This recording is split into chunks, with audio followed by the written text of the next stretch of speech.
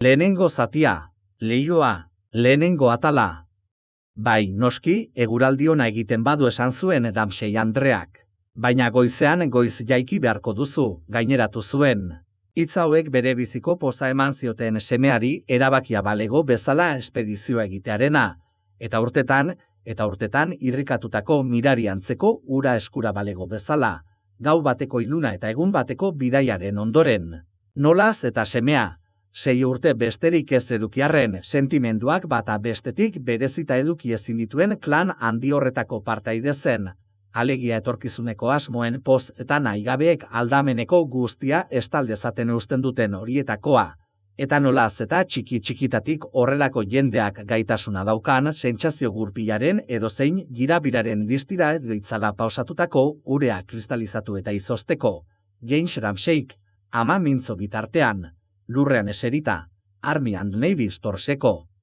Katalogo ilustratuaren argazkiak mozten, zeruko poza txertatu zion hozkailu baten argazkiak. Zorionak dotoretzen zuen urase. Eskudorga belarra ebakitzekoa, makalen zurrumurrua, eurillasaren aitzineko osto zuritzea, beleak makakorroka, erratzen igurtzea, soinekoen firfira, hain bizi zegoen dena bere buruan, non jadanik bai baitzeukan, bere kode pribatua, bere hizkuntza sekretua, naiz eta zurruntasun horreta ezasolatiaren itxura eman, bere bekoki altu eta begi urdin jarratzekin akatsik gabe laino eta garden, giza oltasunaren aurrean kopetilun.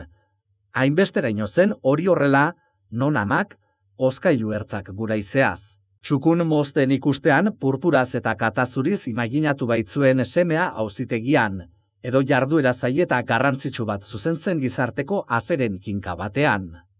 Hala ere esan zuen aitak, egongelako leiho aurrean geldituz ez du eguraldi ona egingo. Aizkoraren bat eskura izan balu, edo burruntzi bat, edo aitaren bularra txikitu eta iko zuen beste dozein arma, Jamesek atxiki egingo zeon orduantxe. Horrelakoak ziren Ramsay jaunak ondoan egote utxarekin seme alabengan ernetzen zituen emozio azkarrak.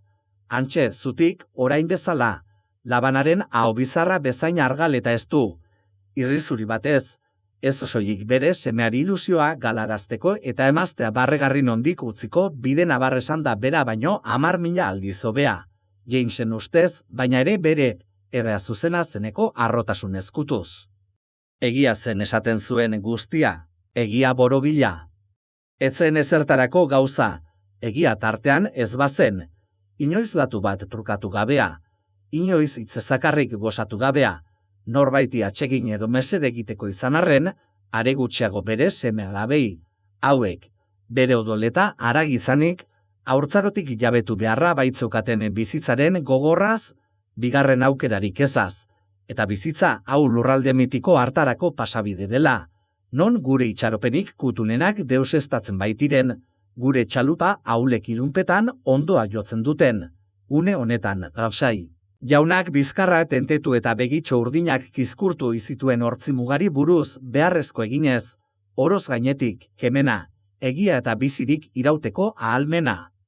Baina behar bada ona egingo du ona egitea espero dut esan zuen Ramsay Andreak grinati josten ari zen galtzerdi marroi gorrizta zertxobait kiribilduz. Gau hartan bukatzen bazuen, azkenean farora joaten baziren, bertako begiralearen mutikoari emateko azion aldakako tuberkulosian nozitzen zuen Arixe, aldizkari zahar sorta bat ere bai, eta tabako apur bat, alegia lurrean aurki zezaken edo zer, inork nahi ez, eta gelan botea bazegoen gizara joaiek pixka batean entretenituko zituen zer edo zer asper eginda egongo baitziren egun osoan eserita eta beste zereginik gabe, bakarrik lanparari biloa ateratzea eta argia mukatzea eta eskuareaz, baratze zaztar hartan aritzea.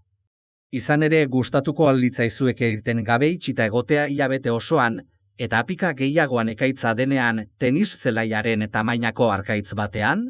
Galdetu oizien eta gutunik edo egunkaririk ez jasotzea, eta inorrez ikustea, ezkonduta egonez gero, emaztea ez ikustea, ez ekitea seme alabak zer moduz diren gaixo dauden, erori eta hanka edo beso apurtu duten, olatu goibel berberak lehertzen ikustea asterik aste, eta ondoko ekaitz izugarria, Eta Lio bitxez basituak, eta txoriak lanpararen kontra zapart eginda, eta leku osoa dardarka, eta sudurra atez kanpora atera ezinik itsasoak eramango zaituen beldurrez, gustatuko litzaizueke, galdetu obi zuen batez ere alabei zuzenduz. Beraz, gaineratu zuen beste doinu batean, hainbat erosotasun eraman behar zaie.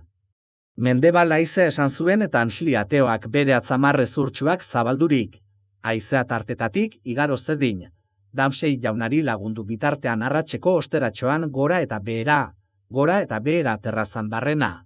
Alegia alderdi okerrenetik jotzen zuela haizeak farora joateko. Bai, gauza zakar asko esaten zituen, aitortu zuen Damsei andreak, gorrotagarria zen etengabe hartan jardukitzea, eta jentsare eta etxiago ustea, baina hala ere ez zien ametituko haren bizkarrirri egiten. Ateoa deitzen zioten ateo txikia. Rousek iseka egiten zion, Bruk iseka egiten zion, Andriuk, Jasperek, Dogerrek iseka egiten zioten, batere hortzik ez zeukan bager zaharrak ere hausiki egin zion. Ura zelako, Nanzik zioen eran, herridetaraino segika etorri zitzaien 110 gizona, bakarrik egotea hain atsegina izanik. Txorakeriak, esan zuen Damsei andreak, seriostasun handiz. Alde batera utzi zumen exageratzeko itura, beragandik hartua, eta beste zeharresan hura, alegia berak jende gehiegi gonbidatzen zuela, egia zen, eta batzuei ostatua herrian bilatu behar izaten ziela.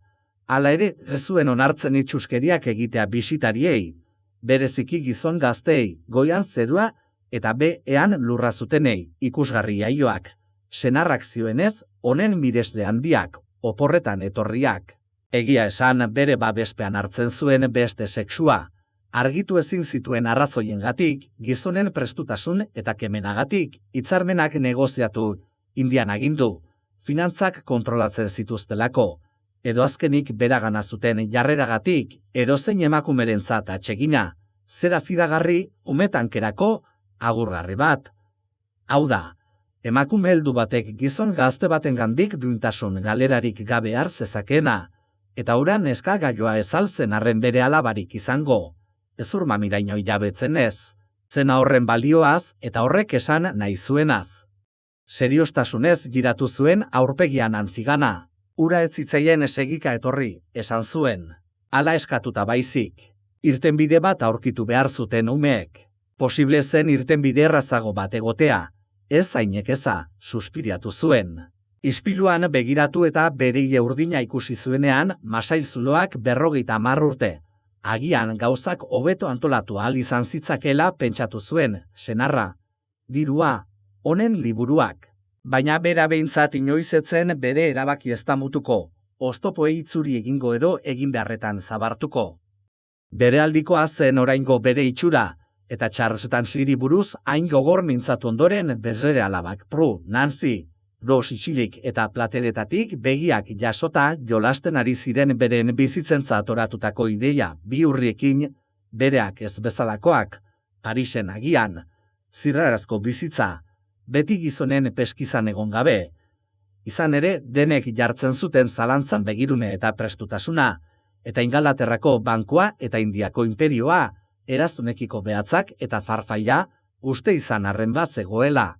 Horretan edertasunaren esentzia ondar bat, honek beren neskatila bihotzetako gizontasuna iratzartzen zuelarik, eta baita behartzen ere, amaren begiratupean mahaian eserita zeuden bitartean, honen zurruntasuna errespetatzera, honen berebiziko kortesia, lokatzetatik erromes baten oin zikina atera eta garbitzen duen erreginarena bezalakoa, hain gogor herrieta egiten zienean, ateozita lura zela, eta beraiengana segika etorria edo, zehatz esan da, beraiengana gonbidatu askai laraino. Ramsey jaunarekin leio ondoan zegoen bitartean, Charles Tansik biharrezta farora joaterik izango esan eta txalo egin zuen. Aski zen, nahiago zuen behingoz Jamesekin bakarrik utzi eta hizketara beste norabait joan balira. Begiratu egin zion. Koskorrak eta zuloak besterik etzeuzkan zalastra jotxatxua umeek deitzen zioten bezala. Etzekien kriketean motela zen, oinak arrastatzen zituen. Basapizti sarkastikoa, litzen zion Andriuk. Bazekiten zer gustatzen zitzaion gehien etengabe Ramsey jaunarekin ibiltzea batera, eta bestera, batera, eta bestera, esanez nork irabazi zuen hau, nork bestea, nor zen lehen mailako gizona latinezko bertsoetan, nor zen azkarra baina nire ustez sendotasunik gabea, nor zen ezbairik gabe balioleko lagunik trebena, nork gorde zuen bere jakintza aldi baterako Bristol edo Bedforden, baina gerora zerrentzuna emateko matematikak edo filosofia arloren batentzako prolegomenoak argitaratzen. Zirenean, Tansley jaunak berarekin zeuzkan lehen zirribor horriak Ramsay jaunak irakurri nahi bazituen. Horretaz ari ziren. Ramsay Andreak zenbaitetan ez zion barreari eusterik izaten. Aurreko batean mendiak adinako olatuak aipatu zituen. Bai, erantzun zion Charles Tansleyk zakarra zegoen. Ez zaude blai, galdetu zion berak. Bustita bai, baina ez barruraino, erantzun zuen Tansley jaunak mauka bihurrituz galtzerdiak ukituz. Baina hori berdin zitzaien zioten umeek. Etzen haren aurpegia, etzen haren jokabidea, ura osorik zen haren ikuspegia. Zerbait interesgarria zari zirenean eizketan jendeaz, musikaz, historiaz, zer naiz esaten zutenean gau girona egiten zuela beraz zergatik ezatarian eseri, halakoetan Charles Tansley aurkitzen zioten, eitzakia zen, ez zuela honik izaten, harik eta kontu guztia azpiko zainduetan nola, ala bere buruan abarmendu eta besteak gutxi itxi arte, guztia larrutzeko modu garratzarekin denak sutan jarriz. Eta pintura galerietara joan zioten umeek eta bere gorbata gustatzen zitzaien galdetu ohi zuen. Eta jainkoak daki, esan zuen Lousek ezetz. Otordua bukatu orduko oreinak bezain gordean eskutatuz, Ramsaytarren 8 seme alabak nor bere gelara abiatu ziren pribatutasunik gabeko etxe hartan zituzten gotorleku bakarrak, zer nahitaz eztabaidatzeko lekuak, Tansleyren gorbataz, erreforma legearen bozketaz, itsas txoriak eta tximeletez, jendeaz, bitartean, hol bakar batez bereizitako teiatupeko geletan, non urrats bakoitza argi entzun baitziteken, eta baita ere suitzako neskamaren negarra grisonetako aran batean minbizi ziltzen ari. Zen aitagatik eguzkia ibaika edatzen zen eta argitu egiten zituen bateak, franelazko jantziak, lastozko kapelak, tintagontziak, pintura potuak, labezo morroak eta txori txikien kaskezurrak, eta aldi berean orman erantsitako alga zerrenda apaindu luzei gatza, eta belar gaizto usaina isurarazten zien, toaldek zeukaten usain bera, baino aldiko areak zakartuta. Sesioa, zatiketak, aburu desberdintasuna, aurreiritziak bizitzaren zuntzari txatxiak, hain goiz hasi behar zutenik, editoratu zuen Ramsay Andreak. Hain ziren kritikoak bere umeak. Hainbeste txorakeria esaten zuten. Jangelatik irten zen, Jainsi eskutik helduta, honek bestekin joan nahi ez zuelako. Ramsay Andreari alako txorakeria iruditzen zitzaion desberdintasunak asmatzea, bestela ere jendea zeruak ongidak euri gabe ere aski desberdin ez balitz bezala. Benetako desberdintasunekin pentsatu zuen egongelako lehi ondoan zutik, aski dugunez ere. Gogoan zeuzkan une hartan aberatsa eta pobrea, goikoa eta behekoa. Jaiotzez handi zirenei gogoz kontrabazen ere bazien begirun apur bat, zeren eta berak ere bai baitzeukan zainetan Italiako etxe nobe eta mitiko samarraren odola. Hango alabek, 19. mendean Ingalaterrako saloietan sakabanatuak, zoragarri zazatu eta zalaparta gartxuak arrotu zituzten. Hauengandik zetorkion berari ernetasuna, ibilera eta izera guztia, eta ez ingeles geldo edo eskoziarrotzagandik, baina sakonagotik hausnartu zuen beste arazoa aberats eta behartsuei buruzkoa, eta bere begiez ikusitako gauzak astero, egunero, hemen edo Londresen, bizitatzen zuenean alargun ura, edo emazte saiatu ura, poltsa besoan hartuta, eta kuadernoa eta arkada propio antolatutako zutabetan idaztearren soldatak eta gastuak, lana eta lanik eza, karitate hori norberaren suminea gozatzeko. Aitzakia hutsa izango etzelakoan eta ez da norberaren kuriositatea lasaitzeko ere, eta ala agian gizarte arazoen ikertzaile bihurtuko zelakoan, hori miresten baitzuen bere adimen ezigabearen bitartez. Argitu ezineko galderak iruditzen zitzaizkion, antzezutik, Jainsi eskutik helduta zegoen bitartean. Umei hain barregarria egiten zitzaien gizon gazteak egongelaraino jarraitu zion, begiratu gabe igar zezaken mahai alboan zegoela zutik, zerbaitekin arraskan moldakaitz lekuz kanpo sentituz. Joanak ziren denak aurrak Mintadoi eta Polregi, Augustus Carmichael senarra joanak ziren denak. Orduan asperen batez giratu eta esan zuen, aspertu egingo alzintuzke nirekin etortzeak, Tansi jauna. Enkargu gogaikarri bat zeukan herrirako, bizpahiru gutun idatzi kapela jantzeraigo, eta 10 minuturen buruan prest izango zen. Eta handik 10 minututara antxez zegoen berriro otarra eta aterkia hartuta, ibilalditxorako prest zegoela ditzera emanez. Hala ere, geratu beharra izan zuen une batez, tenis zelaitik igarotzerakoan, ahalik eta galdetzeko eguzkitan etzanda zegoen Carmichael jaunari bere katu begi horiak zirrikituta, katu batenak bezala adarren mugimendua edo deien pasaera islatzen zutela ziruditenak, baina barne gogo eta edo emozio zantzurik eman gabe, ea ezer nahi zuen. Abiatua zen espedizio handia, esan zuen barrez, herrirazioa zen, zigiluak idazteko papera, tabakoa? Aipatu zizkion aldamenean gelditurik, baina ez zuen deus nahi.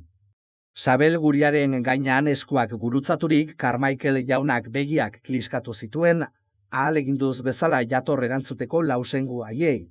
Seduzitzailea zegoen Ramsey Andrea, naiz eta urduri samar, baina ezin izan zuen, murgilduta baitzegoen logale berde grisaska batean, borondate honeko litargo oparo eta gozo batean. Hitz beharrik gabe, dena bere barne hartuz. Etxe guztia, mundu guztia, bertako jende guztia, izan ere bazkalorduan, tanta batzuk isurtzen zituen nonbaitetik basora, eta horregatik. Zeukan, umen ustez, bibote eta bizarrean arrasto hori biziura gainerakoan zuria. Ez zuen deus nahi murmurikatu zuen. Filosofo handia izan zitekeen, esan zuen Ramsey Andreak harengatik errepidean behera zioazelarik arrantzalerrirantz, baina ez zuen ezkontzarekin sorterik izan. Aterki beltzari tente heldurik eta ikusmin ukitu batekin mugituz, kantoian ezagunen batekin topatzera joango balitz bezala, historio osoa kontatu zion, osordeko abenturan neska batekin, ezkontza goiztiarra, beharra, Indiarako bidaia, zenbait olerki itzuli izana oso txukun, nire ustez, pertsira edo indiera irakasteko asmoak, baina zertarako, etzanda bukatzeko ikusi zuten bezala, belazean. Losintxatua sentitu zen, lehen aintzat hartu ez, eta orain arindu egin zen Ramsey Andrearen hizketa saloarekin. Charles Tansley bizitu egin zen. Gainera, Ramsey Andreak iradoki zuenean gizonaren adimen handia gainbehera joan arren, eta gainera senarraren egitekoen menpe zegoela emaztea ez zuen neska ura errudun egiten, eta ezkontza aski zoriontsua izan zen bere irudiko. Charles Tansley noiz baino aseago sentitu zen bere buruarekin, eta asko gustatu izango zitzaion, taksia hartu balute, adibidez, berak ordaintzea. Ramsey Andrearen poltsa txiki ura ez zion eramaten utziko? Ez, esan zion, ura beti berak eramaten zuen. Egia zen. Bai, Charles Tansleyk ere sentitzen zuen.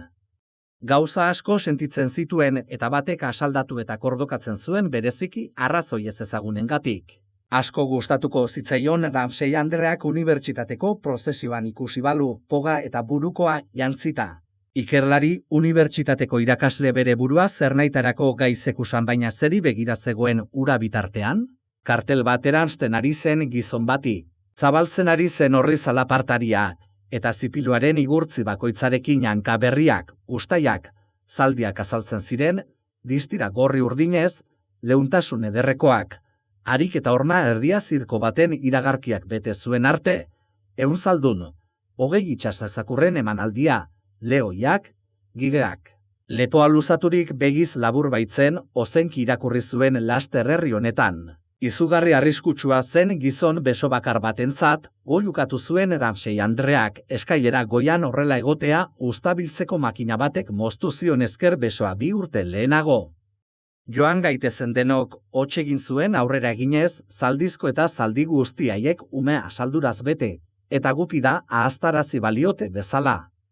Joan gaitezen, bai, esan zuen Charles Tansleyk hitz berak errepikatuz, hain lotxati ordea, non Ramsey Andreari dardara eginarazi zion. Joan gaitezen zirkora. Ezin zuen ganoraz esan. Ezin zuen ganoraz sentitu. Baina zergatik? Galdetu zion Ramsey Andreak bere buruari. Zer gertatzen zitzaion? Samurtasuna sentitu zuen une hartan harengana. Ez alzuten zirkura eraman galdetu zion aur denboran. Ez da inoiz ere erantzun zuen galdera aresen zain egon balitz bezala, azken egun guzti haietan inoiz etzela zirkura joan esateko desiratzen egon balitz bezala. Familia ugarikoa zen, 9 anai arreba, eta aita langilea, aita botikaria dut. Andrea, dendan aritzen da. Bere buruaren kargu egin zen 13 urterekin. Neguan sarritan berokirik gabe ibilia. Inoiz ezin zion eskolan besteen txerari erantzun hauek izan ziren bere hitz lehor baldarrak. Gainerako jendeak halako biraunarazi behar izaten zien gauzei, tabakorik merkena erretzen zuen. Seatua, agureek kaietan erre ohi zuten bera. Gogor egiten zuen lan 7 ordu egunean, orain zerbaitek norbaitengan zuen eragina zari zen hizketan oinez jarraitzen zuten eta Ramsey Andrea etzen esanaia zehatzo hartu. Hitz bakanak soilik han hemenka. Disertazioa, ikerlaritza, lektoradutza, katedra. Ezin zion segitu hizkera akademiko zatarraren jario motelari, baina orain ulertzen zuen zergatik zirkura joateko kontuak gailurretik bota zuen. Gizara joa, eta zergatik ekin zion, bat batean, aita eta ama eta anaiak eta arreben kontu guztiari, aurrerantzean adarra joetzi ezaioten arduratuko zen, Pruri kontatuko zion. Charles Tanslioni asko gustatuko zitzaion pentsatu zuen Ramsey Andreak gurekin Ibsen ikustera joan zela, esan ahal izatea. Sekulako ustea baitzeukan bai gogaikarri hutsa zen. Izan ere naiz eta herrira iritsi eta karrika nagusitik joan, non gurdiek harri potorroetan kirrikatzen zuten. Hala ere hizketan jarraitzen zuen, erabaki buruz eta hezkuntzaz eta langilez eta geure mailakoei laguntzeaz eta hitzaldiez, Ramsey Andreak antzeman zion arte berreskuratu zuela, lehengo konfiantza, gainditu zuela zirkuarena, orain berriro samurtasuna sentitu zuen harengana, eta orduan zera esateko zorian zegoela, baina hartan, 2 saietxeko etxeak ezkutatzean, kaira heldu. Ziren eta badia osoa beren aurrean zabaldu eta Ramsey Andreak ezin izan zion eutsi esateari, bai ederra. Izan ere, aurrean zeukan urrurdinaren baltsa handia, faroarrea urrun garratz. Erdian, eskuinera ikusi zitekeen einean lausotu eta ezkutatuz. Izurapal leunetan, areazko duna berdeak basabelar zabukariekin jainean, beti esi bezala, iargiko lurralde batera, biztanlerik gabe.